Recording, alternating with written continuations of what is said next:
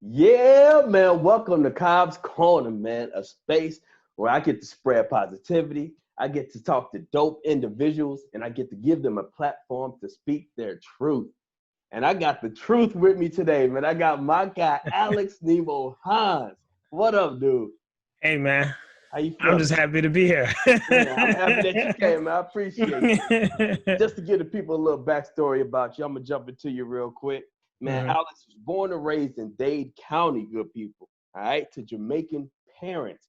And mhm. growing up, his mother would send him to Jamaica over the summers. And at an early age, young Nemo learned to appreciate everything you have because you never know when it can be gone or destroyed. And this lesson would become a reality in the toughest way. Nemo lost his mother to cancer while he was in the sixth grade, and a family friend whom already had a full house, took Nemo in. And this is where he would meet his brother of another color, Mr. Billy. And together they would create the brand Foolies. And Foolies, if y'all don't know, are people who are so driven and motivated to live out their dreams and goals that they are called fools for trying to do so. And a foolie he is, man. Starting in the music as a hip hop artist, Nemo has grown the brand into an apparel company and an empowerment movement. Okay, speaking at schools to empower the youth, getting his shirt featured by Oprah and Essence at the Black Women in Hollywood event.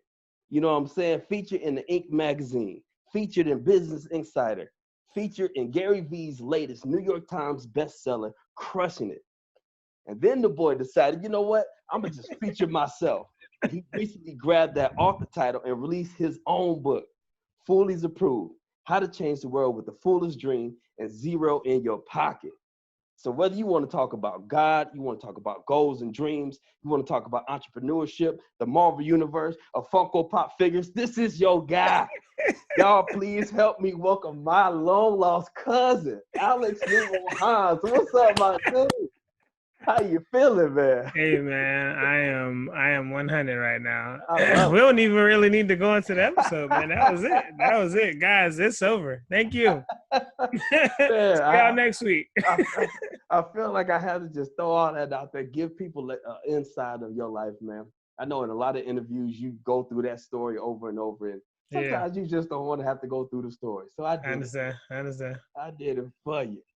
So just to kick off the episode, man, it's Yeah. one of your shirts that I came across while I was doing my research. Mm. That was the pink "Fighting for Our Queen" shirt. Okay. I Okay. don't know why, but that shirt just hit me differently than all the other Yeah. shirts. Yeah. Yeah. So I wanted to start our segment off today with a segment called Saluting Our Queens. Okay. So I Okay. wanted to give you the floor and just salute some of the queens in your life, man. Ah, man, thank you. You already know. Yeah. If I'm talking about queens, Yeah. I got to talk about the queens who are, the right hand to the business. So Okay. Kimberly Gant, Okay. that's our COO, and then Chasney Thomas, that's our CMO. That's what's up. So Chief Operating Officer, Chief Yes. Marketing Officer, Yes. and I have to, kind of first and foremost shout them out. Yes. Two phenomenal women, killing the game in their own respects, in their industries of uh, design and UX and UI and a lot Yes, of sir. other spaces that they kind of settle in. Yes, sir. Um, they will definitely get me together if I need to be. Keep you And tight. they're both Aries. For some reason, I have a real interesting space where I keep attracting Aries in my Huh. life. Yeah. I Yeah. don't know what that's about. I don't know what God is trying to do. But it's coming. Uh, It's working for the best, ain't it? yeah, so I would have Okay. to, hold it down and say, they're an Aries gang through and Yeah. through, and I'm just grateful. So that would be like if I had to shout out some queens, Yes, sir. Yes, sir. that would definitely be it. All right. Well, I definitely want to shout out my two queens real quick. Mama Okay, Cobb, okay, Julia, my wife, both the queens, both hold me down, both facts. keep me straight at all times. So blessings to y'all. I appreciate you guys. All All day. right. So we got to just talk a little bit about it, just what the main focus is of Yeah, America yeah. right now with race relations. Okay. Um, so with what you are seeing, do you believe that this country is capable of change? feel like I'm on the president. Well, let me preface everything by saying we are not the answer. Okay, we don't. It's not our job to fix this country. Right. We ain't. That's not our place. This is Facts. just us speaking what we think. So, yeah. So I guess obviously like the answer is yes. You know what I'm saying? To some degree. I think you're already seeing, just if we're just kind of centering it to the Black community, I think, you've been seeing a shift. I think we've probably always been in support of one another, but now we're leaning into that support a lot more, so it's like, let's be deliberate. Let's buy Black. Let's feature Black artists. Let's talk to Black companies. You know what I'm saying? Like, let's find out, like, is your company, looking diverse as it's proclaiming to us, right? Because your ads focus on us, but do you focus on us, kind of deal. And so, I think right now the change we're seeing is just kind of in the space of accountability, man. It's us holding, ourselves, because Black folk, we're gonna hold ourselves accountable all day. And now we're just holding others to that same fire that we've just been, familiar with holding ourselves to. And I saw you talking. I think might have been a live, but you were saying that the men have to hold each other accountable as far as lifting up our Black women. Yes. Can you speak into that a little bit on what you were trying to portray, or what message were you trying to get to your Black male counterpart? I've, over the last women will be like, we ain't never feel protected, like, in general, which it hurts to hear that. But, over these last couple, weeks with, the loss of, George Floyd, Ahmaud Arbery, and then Breonna Taylor, what we're seeing is that there's not enough attention on Breonna Taylor. That's true. That's true. There's a law passed, in her honor, but in that same vein, the people who did the crime haven't been arrested, haven't gotten any, justice behind it, really. Right, exactly.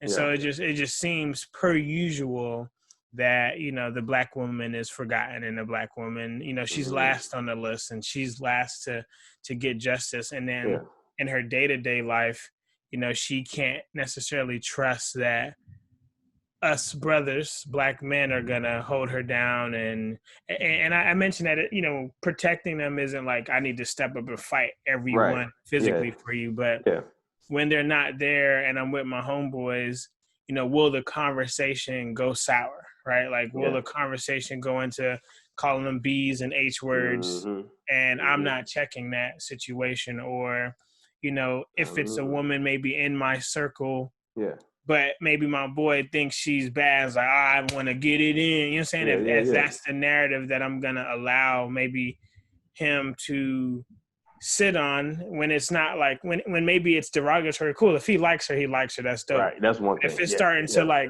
kind of veer left, and it's like, yeah, man, I'm just trying to do this and move. You know what I'm saying? It's like, well, as her homeboy, right, I should be able to be like, hey, bro, like, that's not how you should approach her.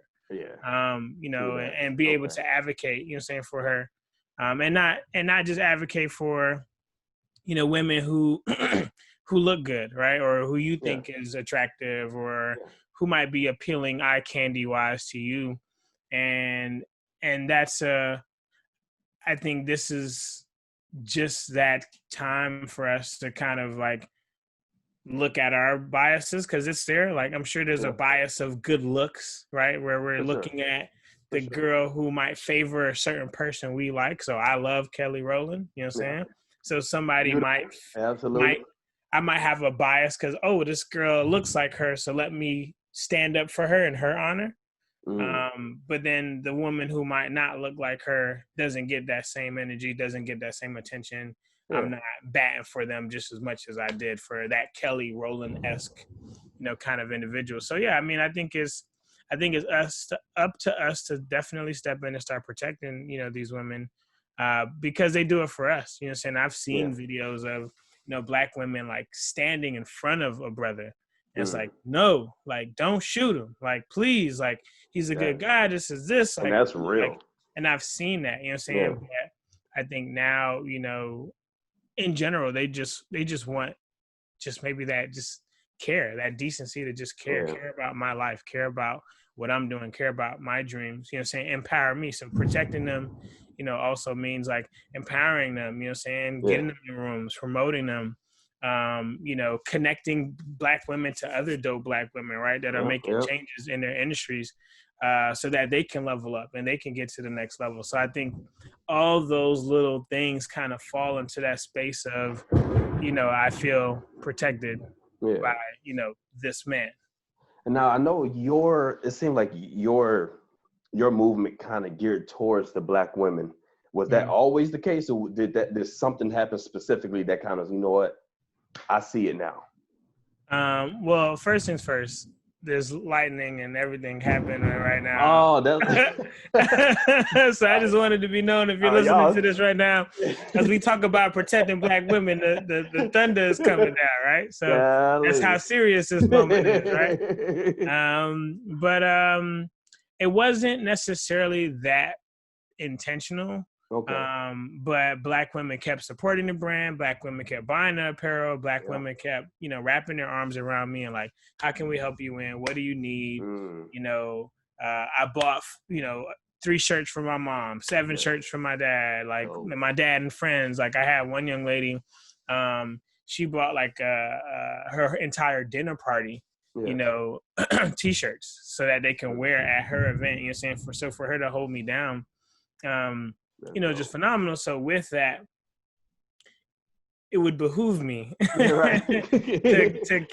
to go off, you know what I'm saying, and be there for the people who have poured into me. Now, the interesting part is that when I first started Foolies, I tried to be the brand for everyone. I thought this was just going to be a brand for dreamers in general. So I was like, I don't care if you sing, you dance, you do this, you do that, white, black, blue, purple. I thought that would have been the means to take off and hit the world. But, you know, I remember sitting down or talking to an older white guy, and he's an investor, and just asking him some general questions. He was like, you don't need to focus on me. You need to focus on she. And he pointed at this Black lady that was in the room, and he introduced me to her and got me talking to her. He's like, yeah, man, like, don't worry about, you know, old white dudes like myself. You know what I'm saying? Not that I was trying to sell him the brand, but he's like, don't worry about us. You know what I'm saying? Don't worry about the white demographic right now. He's like, you need to, you know, I've heard this thing for years about the riches are in the niches. So he was like, focus on that, right? Focus on that niche of Black women in that space, and you find out everything about them, and you cater to them, and you serve them, and you honor them, you know what I'm saying? And you will see growth in what you're doing. So I felt that should have been the way. But I think when we were kind of beginning Foolies, you know, in the 2010, 11-ish, you know what I'm saying, space, it was still kind of weird to be so niched openly. And it wasn't as cool just yet to just focus on the Black community or this genre of people. Even though that's what the pros were doing, I think the smaller people that were building their brands didn't know, like, oh man, I should really hone in and really dial in on who my audience is. And they're going to be the people who pass the shirts around, who buy their friends stuff. Then when now that we do have, you know, bodies of white customers and other things like that, it all came out of just me being true to my niche. That makes sense. And I know I've been guilty of that, just been trying to cast a wide net, trying to reach everybody and trying to hope everybody understand my message. And it's never going to work like that. At all. And we, it's not a bad thing, but once you start to realize it, you know what I'm saying, you know, you start, look at your customer profile, look at your customer demographic. You know, if you have a business page, you know, look at the numbers and stats and see who's on your page the most, right? See if it's more women, more men, see what cities and states they are, you know, they're in, that they're looking at your content. Cause cool, maybe I need to start running ads in Atlanta. Maybe I need to start running content in LA. Maybe I need to, you know, maybe test the waters in Houston, whatever that looks like for you. Now you start actually knowing what that is. Big facts. So we got the new shirt out. It says hire Black people. Do I have it around me? I have one happen to be around. Yeah.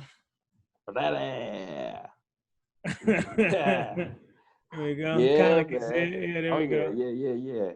Hire And black people, and then on the back, what we got? then pay us, endorse us, support us, respect us. Man, Yeah, we now out here. I know me and you were talking the other day, and you were saying that you've been trying to push that, message to some companies, saying, get on this, get in front of it, and Yeah. don't be found behind. Yeah. And you were specifically talking about black women.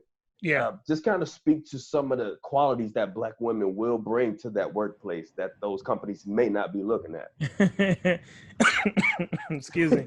Well, I mean, from what I've seen, right? Yes, sir. They're efficient Yeah. and effective, right? Yeah. And like, if you have a business of any sorts, you need efficiency. You need someone who, when you give them a task, maybe you give them 2 tasks, they're going to come back with 17 results, behind what they've done. So, hey, I did this and that, but by the way, I made like 3 extra calls to this person, reserved this interview, set up this meeting, and I even got us a conversation that we're going to be doing with this, professional that aligns with what we're doing. And as long as I've worked with, dope black women, that's been the flavor, you know what I'm saying? Yeah. So it's like, okay, well, efficiency and effectiveness is there. And I think that just their heart in general, you know what I'm saying? Like for one young lady to be like, I'm going to buy my party of 10 to 15 people, this shirt so they can wear, like that's special, right? You know what I'm saying? And the way women think, especially black women, you know what I'm saying? They just have this like, I need everyone to know who I support. I need everyone to know what I stand on. And one of my homegirls, Manishka, who has a brand called the Vintage Traveling Nurse. Hopefully I didn't, butcher that. But, she tagged me in a post with Kev on Stage and was like, that's dope. Kev on Stage was talking about how we need to protect black women. Yes. And, she tagged me in a post and she was like, hey, thank you for being on this energy. Yeah. Before, not to say Kevin on Stage is not honoring that, right? I don't want to throw no shit. Right, no. But thank you for being on this beforehand, right? Before it's become catchy and trendy. So, I think with any company, that you have, and I think, so this is my theory. Yes. I think it's also easier for a black woman to be more inclusive because she's black. She's a woman and she's a black woman, right? And so that's like 3 different spectrums all in one. Yeah. And then if she happens to be in the LGBTQ community as well, IA and all the other kind of acronyms that go along with it, she's now 4 bodies of worlds of thought in one room, right? So like she's thinking about the gay employee, she's thinking about the white employee, she's thinking about the Latina, she's thinking about the black man. She, you know what I'm saying? Like, because her heart is in so many places. Very and true. She can see that and feel that. And so when she gets to hiring, it's not like I'm just going to hire only black men and black women because that's what's up. That's where her heart and eyes and head might be. Yeah. But then she's like, I'm looking at qualifications. I'm looking at stats. I'm looking at results. I'm looking at what they're going to bring to the company. Yeah. Right. And I feel like she can be the least biased, in the room. And that's just my theory. That's my concept. I feel like, I'm sure there's studies as well that show you when a black woman is a CEO, COO, like real positions, not like these fluffy, like you're a manager of like a team, you know what I'm saying? Like a real position in the company. Somebody that can make some moves, make some decisions. Right. So if you guys don't know of Bazoma St. John, she's like the marketing like beast wizard, you know what I'm saying? And, she's done stuff for Uber, from my knowledge, and a few other big companies as well. Yeah. And, she's sought after, you know what I'm saying? Dope African woman. Yes. And she's a beast, and she brings the results. Yeah. That's why companies are trying to rip her out of another company to come work for them. Yeah. And, I'm sure she's securing her bags on top of that. Plus, they know their worth. So when they get in that room, it's just a different kind of mindset. So as you bring these black women in your room and on your boards and for your companies, don't just bring them in because you're filling some, diversity metric and you can clap yourself up. Yeah. But make sure that you're giving them the support they need, making sure that you give them the funds they need. So if they say, hey, we need this much, whether that's 1,000,000, 100,000, 10,000, whatever that could be. Yeah. Give her everything she needs and more, because she's gonna bat for you twice, 3, 4 times as hard. So once you get her in the room, once again, support her, endorse her, right? Build her up, get her with the right people. You know what I'm saying? Keep training her and making her better, because you can't afford to not invest in that woman, right? Because as you make her better, she's gonna make the rest of the company, 10 times as great. So that's what's up, man. That's what's up. So I know I was gonna ask, what message do you think our country should be getting out of this situation right now? And I know that hire Black people is a strong message, and I really like that one. Is there another message that may come to mind for you that the country could be getting, or that you are seeing that some people may not be seeing right now? I think real simple is just checking your privileges and checking your biases. Yeah. There's a lot of things that we're doing that has a bias behind it. You know what I'm saying? Like, you might see a name of us, if we're keeping it in the job section, you might see a name like Devontae, right? Or you might see a name like Sharonda, and you might start assuming some things, right? You might start assuming, Devontae, you know what I'm saying? And you might start going into a bag. Now, mind you, this person could be Italian, this person could be anybody, right? But you have an idea, and I've met some professionals in the Jewish community who have kind of like longer names, and they almost sound ghetto. I'm not leaning on that, but it kind of has that sound. But it might mean like faith, or stand on your rock, or God is my everything. But you see that long name, and you're like, yeah, we're not gonna rock with them. So I think what companies really should be doing going forward, and this is just my opinion, is blind resumes, right? So I don't know the name of the person on the resume. I'm just looking at skill sets, right? And if I see the skill sets that match what we need, that's the person we bring in the room. Whoever that is whoever that is, right? But if we're just going off of skills, right? We're not going off of names, where you're from. I'm not thinking about this a guy or girl. I'm just thinking skills. And I'm looking at all of these resumes, and these 6 candidates have the skills I need. Let's get them in the room. And then from there, that interview can then be that process of, are they a team fit? Do they get the culture? Then you can do that. But then if that doesn't work, or maybe they don't fit the culture, cool. Grab another group of unbiased interview moments and then put them in. Okay, cool. This is dynamic. This person is great. And there's been some studies on it where people are starting to see like the change in their company or the shift in their company.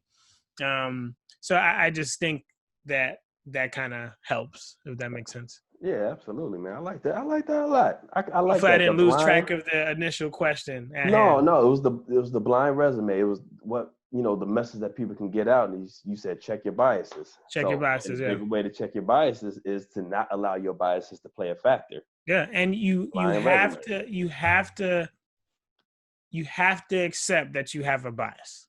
I don't care who you are. Like, I have a bias even to my own people. You do. If you maybe see somebody in the gym culture, like you might see a certain dude in the gym, you're like, like this guy, like he whack, he right, or he goof, Mr. Whatever those, like Mr. Protein Bar over here, like whatever that joke is for that community, I kind of got a few of those. I think call Mr. Protein, but you know what I'm saying? Like, there's certain guys and girls you see in the gym, and it's like.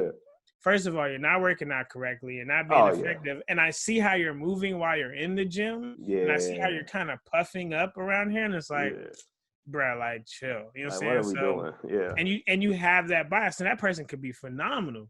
Right.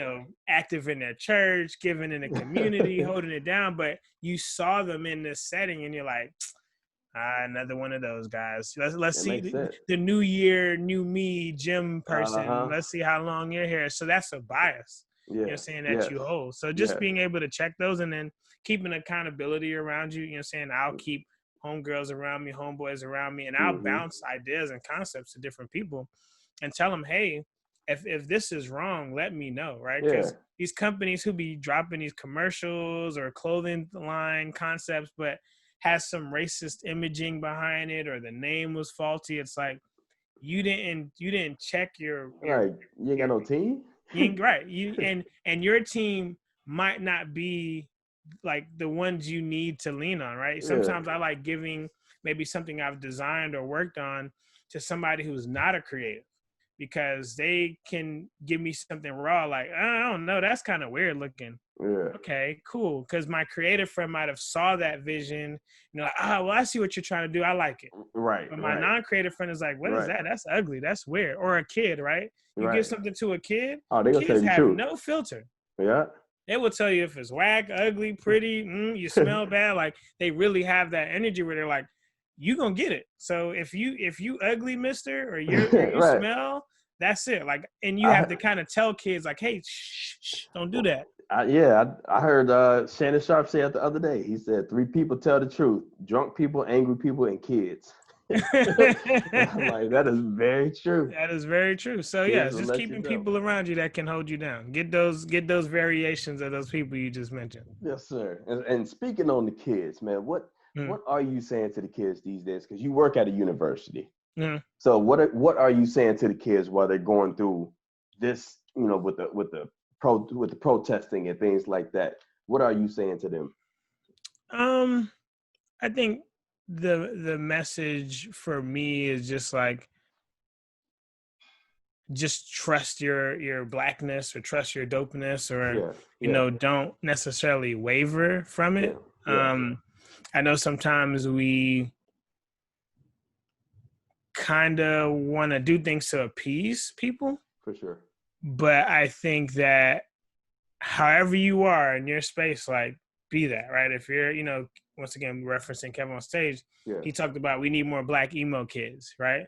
I'm the black anime kid. I have homies who are, they are the kicks, the sneakerheads, like whatever your bar is, whatever your playground is, like, hang there and don't stray from that, and don't try to, like, I remember there was a season, like, friends call me Nemo, but I remember there's a season where I tried to, like, I'm like, I'm a graduate from University of Florida. I need to, like, be professional now, so I'm gonna tell people to call me Alexander. That's not even my name, but people always thought my name was Alexander, so I was like, maybe Alexander may make me look or feel more like prestigious almost. And that wasn't me, you know what I'm saying? And that wasn't my heart. And it was cool. I understood what I was doing, but I am Alex, but friends call me Nemo. And I'm the, like you mentioned, the Marvel guy, and I'm the anime guy, you know what I'm saying? Or I'm the nerd who likes to, focus on maybe a certain genre of branding and marketing. So, like, be in your bag and be okay with that, you know what I'm saying? And I think for any student, going into college, graduating, people, be a chameleon, of course, but people still need to adapt to you, right? Like, you make the room shift. Stop shifting to be in the room, right? Don't like try to Tetris this thing, right? Like, just I like that. lay your space down. And if your skills also match that essence you bring to the table, nobody's gonna question you. If anything, they're gonna start trying to adapt and be like you. Right. So get your confidence up, right? Make sure you harnessing your skill sets so that you can truly be yourself, and nobody can't take that from you when you get in the room. No, and that inspires people more than anything else. Think about a Cardi B. She is just herself to most, and people just flock to people that are comfortable in their own skin. Exactly. Makes so much sense. Well, we're gonna jump into another segment, man. We're gonna jump out of that one. And this one is not an influencer, but most definitely influenced me. Okay. So I want you to speak on some of your most influential people, some of your most influential, figures. Like, who influenced you the most? Outside of, my mom, I think, because my mom is a heart of a lot of what I do. And for those who don't know, my mom passed away, as you mentioned, but she passed away while she had a dream to open up her own salon, and she never got to do that. So a lot of the things that I do is me thinking about who's not going to be able to live out their dreams, and how can I help them or remind them to keep going. So that's one avenue of things. one really cool guy. His name is Paul Carrick Brunson. Paul C. Brunson, really phenomenal guy, Jamaican cat. So, you know, shout out to my Jamaicans on, you know what I'm saying? Shout out. Shout out. But, you know, he's just always been a dynamic guy. When I was doing the podcasting a lot heavier years ago, you know, he came on my show and really gave me that opportunity to pour into me. And, you know, granted the episode was for everyone, but I got a lot out of it.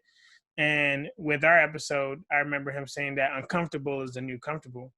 And I think I kind of stuck with that quote, you know what I'm saying, kind of going forward. And he also gave another quote of, if you want to be a millionaire, be willing to help 1 million people first. And so that's been a quote that I've really leaned on. I like that. And I'm like, cool, let me just focus on helping 1 million people, right? I'll get those millions later if God wants me to have that. But let me just focus on helping as many people as I can. And I don't need to be physically helping them, even with shirts going viral or somebody wearing something and making somebody else say, man, I need to believe in my dream. Or, yeah, you're right. I need that energy, or I need to be strong like this person, or whatever that messaging is. Now each person keeps getting touched, and then things like a podcast show, being featured in books, all these other things. Because another one of the people I look up to, his name's Seth Godin, and he wrote in a book called Lynchpin. He was like, what would happen if you Googled yourself? If you passed away and the world just had to look at Google and learn about who you are, what would come up? And at the time, nothing came up. It was like a spam account under my name, and that was it. And it was like, man, if I died at that point, whenever I remember that season, it was maybe 2013, 14, I don't remember, there wasn't anything remarkable to Google me. Like, yeah, if you knew me, Nemo's a great guy. I love him. He's this, he's an alpha, whatever. But if Google just had to tell my story, I was not saying a nobody, but use a spam account. Right. That's it, right? Don't be a spam account, everybody. Right. And so I started writing every day. You know, I started blogging more. I started making more videos. Like, I really started to dial in.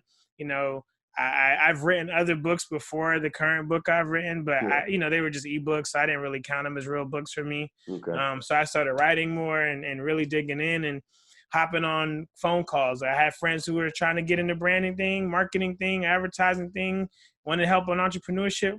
I'm on 30-minute calls, 40-minute calls, hour-long calls. I'm sharing books. I'm giving resources. Everything I have, I'm just throwing it at people as much as I can, and making sure my circle is good, because I don't understand how I'm winning, but the people around me are failing. So that's kind of like backwards, and like you're not really the homies.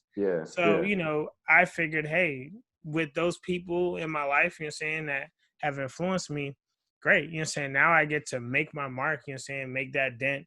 You know, saying in planet Earth, so that when I'm gone, I'm leaving it better than how I found it. There you go. And I actually, if you don't mind, I wanted to have you get into the story of what made you go ahead and put the book out.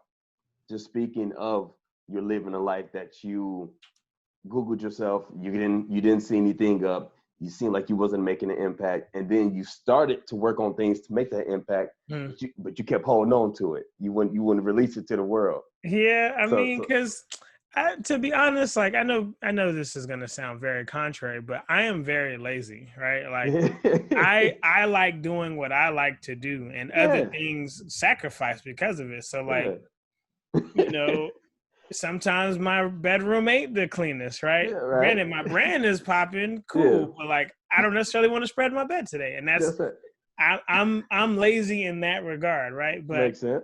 You know, and people might say, oh man, you email every morning and all this stuff. But like, no, there's a lot of stuff that I just don't like doing immediately. Like, I don't care to fold clothes after I wash them and dry them. Like, they kind of sit in the bed. Look, if I travel somewhere, that suitcase may stay packed until the next trip. So there's things I don't really like to do, but you know, I think that kind of lost thought of the question for a second. Go ahead, repeat it one more time. It was what was the thing that made you go ahead and put the book out? With the book, I just think about how everybody be leaving their travel stuff packed. That's all right. Um, after getting featured in Gary Vee's book, I was like, man, like how am I featured in somebody else's book and like I don't got my own like what's up? that's Yeah. kind of left, you know what I'm saying? And Yeah.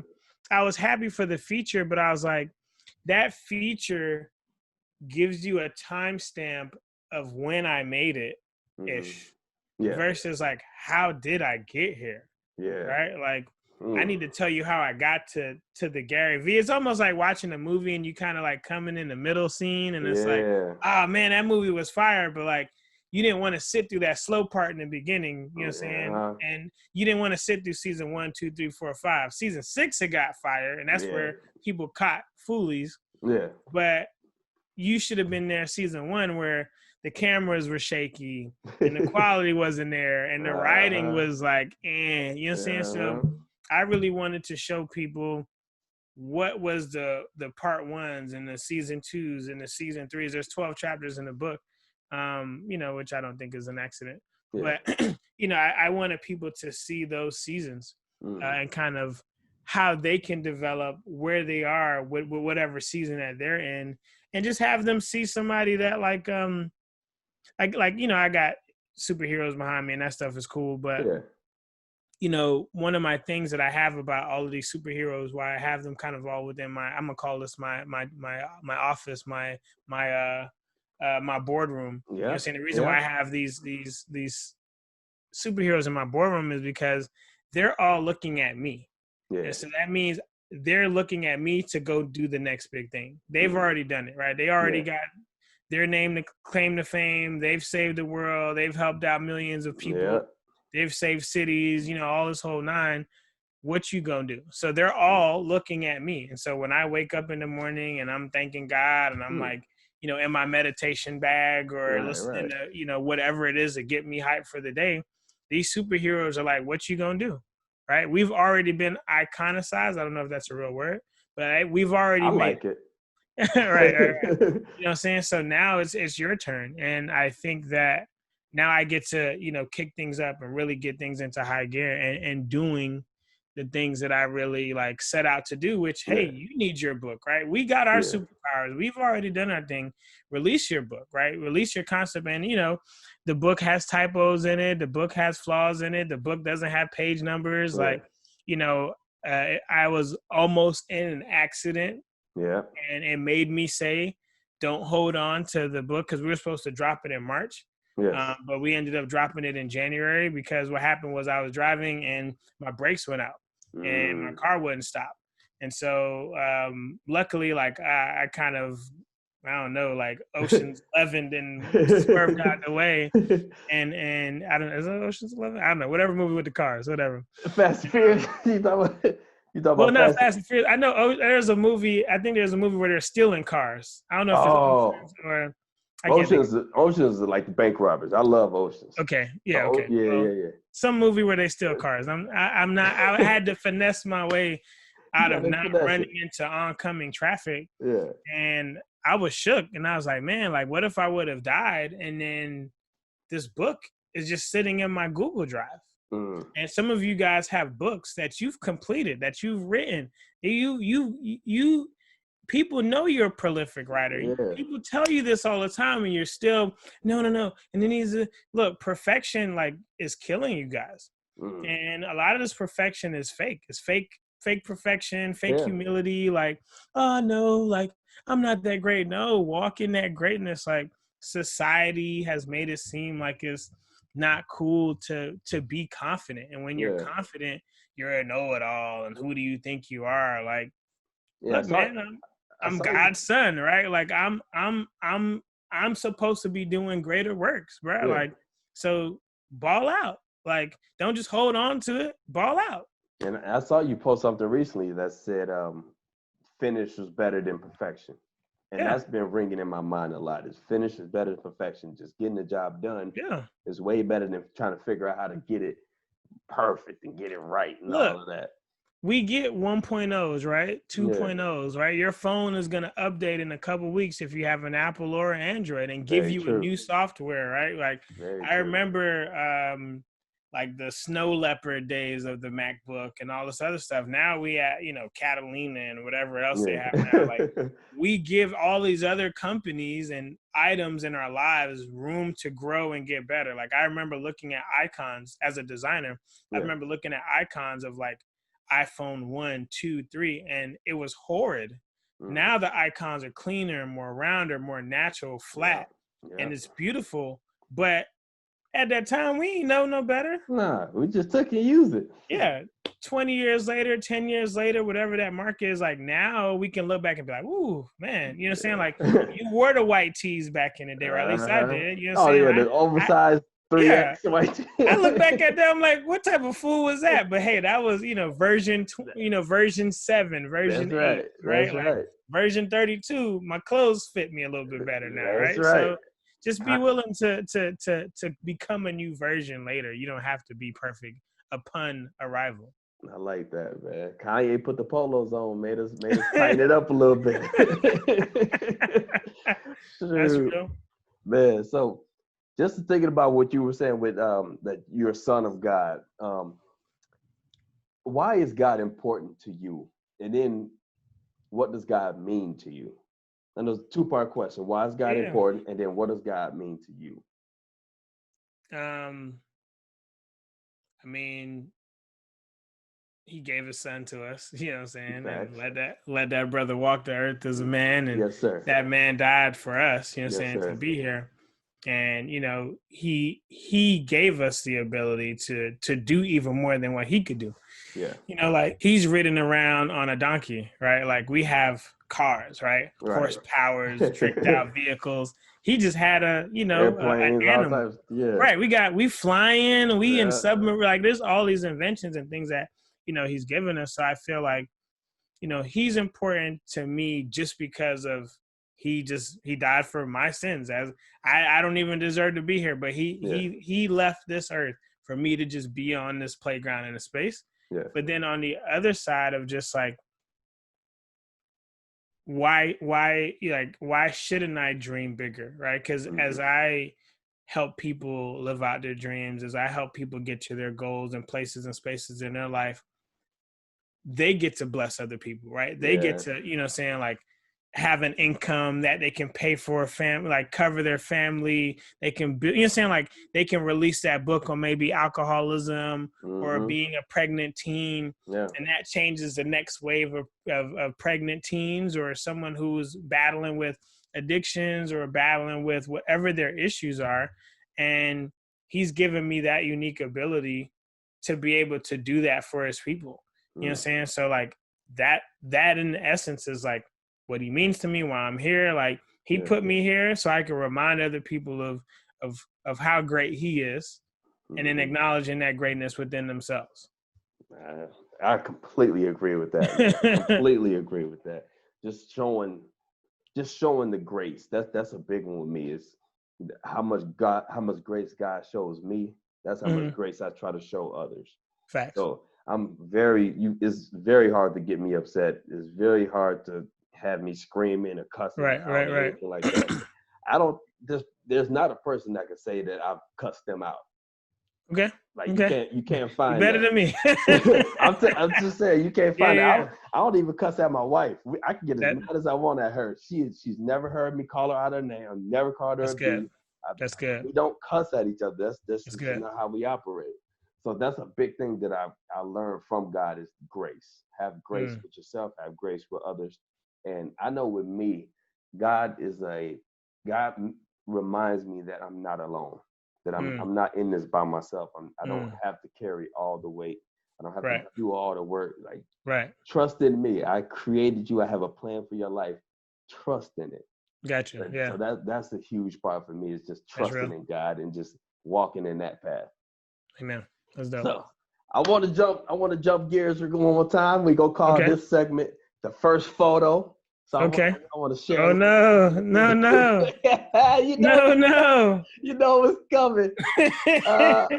So talk to me about this one right here, my man. This takes back to May 19, 2012. What's going on in this young man's mind right here? That brother is a fool.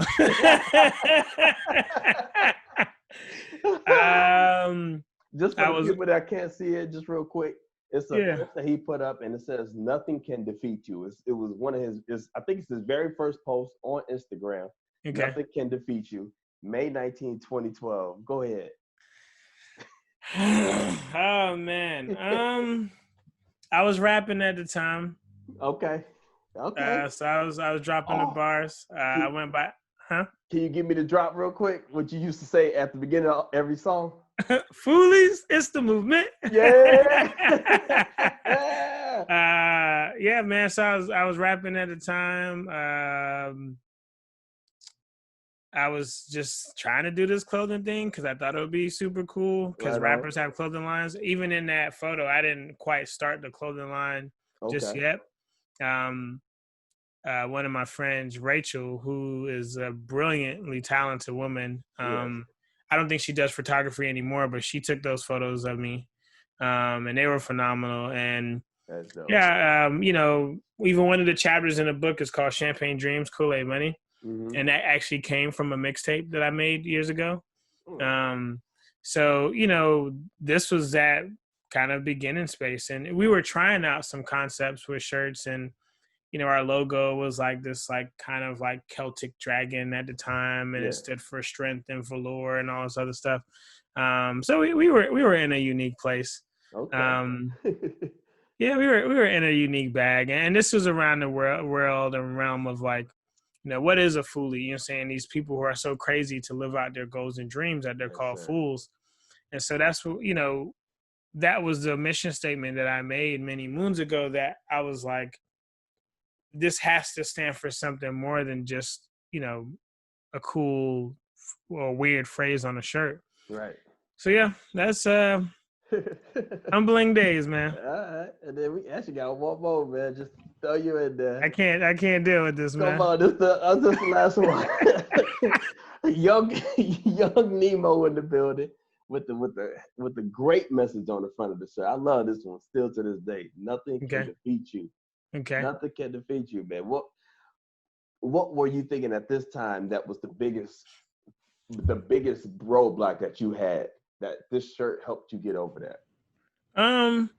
I think as a rapper, saying like you do run into a lot of just like, people doubting you, people thinking Oh, you for can't sure. do it, people, saying so, and that's that rap space, saying, which is Absolutely. very intriguing. Like Absolutely. you're a nobody until you make it, Yeah. saying.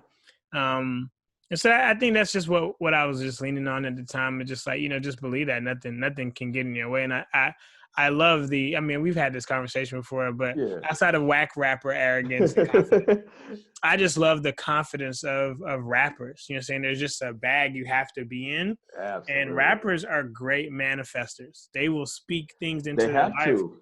that is not there. Yeah. And 10 years from now, Drake has a mansion, right? Drake, I saw Drake in an interview, and he was like, I used to ride by this mansion and imagine myself in there.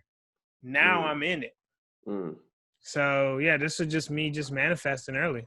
I think, and that's one thing that always drew me to rappers, is that confidence. Is you have to see something that nobody else sees, and if you waver on it at all, they gonna slice you, dice you, cut you down. That's real. You That's done. real. You out of Yeah. there. So you got to be the one that sees it all and sticks with it all the way through. That's facts. So I agree, man. Is some of your music up anywhere? Man, what we doing, man? This is about Foolies. I tried to find a little bit. I did not look on SoundCloud, but I was like, man, I want to hit some of these tracks. I saw that you was in the hip hop game early on. Don't worry about all that, man. You still throwing up bars on Instagram. Still throwing up. We ain't gonna worry about all the music stuff. We gonna move forward, right? Move forward, not backwards, man. Yeah, man. Keep being great, man. Keep being great. If you ever on SoundCloud, the last project I put out is called Prayers for My Wife. Yes. And that was the last project I put out a couple years back with a really dope homie named Justin Black. Okay.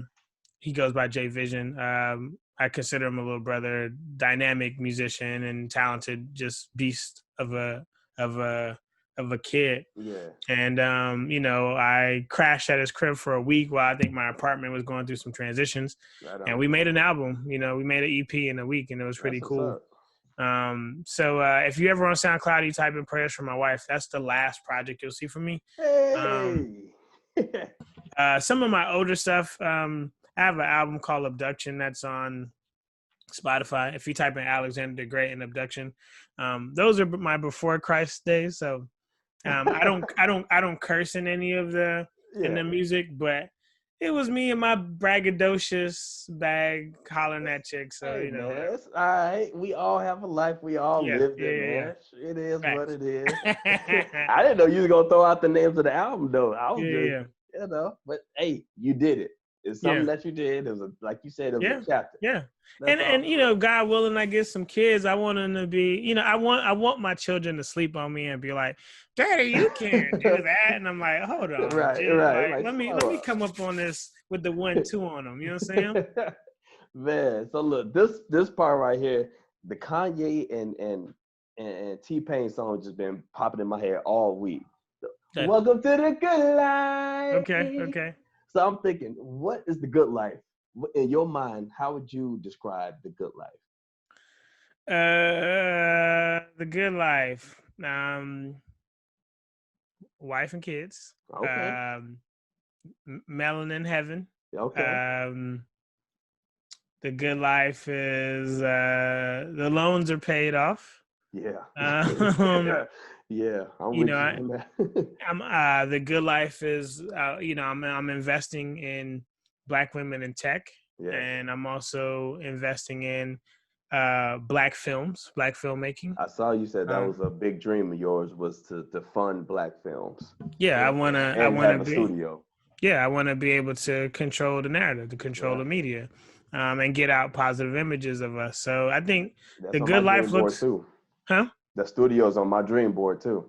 Yeah, so I think those are just some of the essences of the good life, and I imagine that God is like giving this good life to me, so I don't ever want to think that I got here all on my own. Right.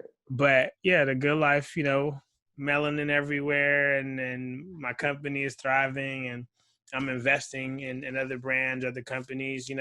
Now people are seeking out my wisdom for maybe to help diversify their team or their company, or people are now sitting me down just to pick my brain. But now that's a conversation where I'm getting flown out, and it's like it's just a different energy now. It's no longer just a quick phone call. It's like, how much does we need to get you in this room? What do we need to do? And you name it, you're there. That's dope, dude. That's big right there. Yeah. That's definitely a good life. And just speaking of picking his brain, good people, check out the book, Foolies Approved. It's on. I'm gonna put the link up. It's gonna be right on Amazon. You can order. I ordered my copy off Amazon. Got it in a couple of days. Y'all know how that works. Check out the book. We're gonna do a sit down just about the book one day. Okay. Man. You're ready to do another launch on the book. Yeah. I'm willing to sit down. We'll get all in the book. Okay. We'll just all right. set that thing off, man. But I appreciate to close out the interview, I got a quick hit of 5 questions, man. Okay. You don't have to go in depth on anything, but I just want you to speak your truth. Fair enough? Yeah. Question number 1. What's important to you? My people, my culture, Black women. I love it. Being great comes at a cost. So what has being great cost you? A lot of sleep. A lot of sleep at night. There you go. What's something small that bothers you? Something small that bothers me. I think people not seeing like my heart, you know what I'm saying, for what I'm really trying to do. Yeah. Makes sense.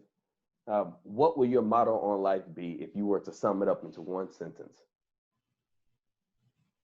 One sentence. Hire Black people. My motto in life, man.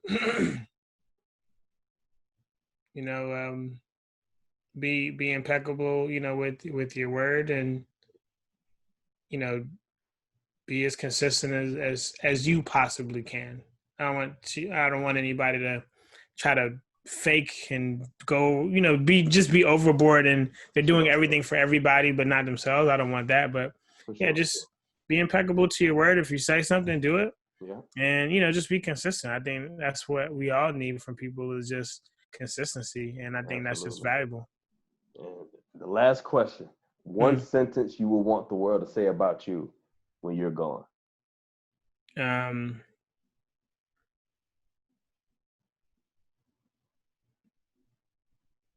He always reminded me that I could do better. And that's it, good people, man. It is. Alex, Nemo, Hanse, I appreciate it. Go ahead and throw out all your social, man, so people know where to find you, where they can connect with you. Let them know. Yeah, I mean, if you want to get at me, the gram is where it's at, really. FOOLIES. So that's FOOLIES, Foolies. That'll literally get you to the whole planet Earth of what I'm doing. So yeah, at Foolies. And then obviously, like you mentioned, the book is on the, on the Amazon street. So Foolies approved. Yep. We'll be editing and making it better soon, but hey, it's still got its flaws, and that's okay. If I was willing to put out an imperfect body of work, you can go out and do something better than me. So that's what it is. That's what's up, man. I appreciate you, boy. I really do. Thank you. I appreciate you, man. Me. Enjoying myself here, man. And we're gonna do this again soon. Hey, man, I appreciate it. Yep. Peace, everybody.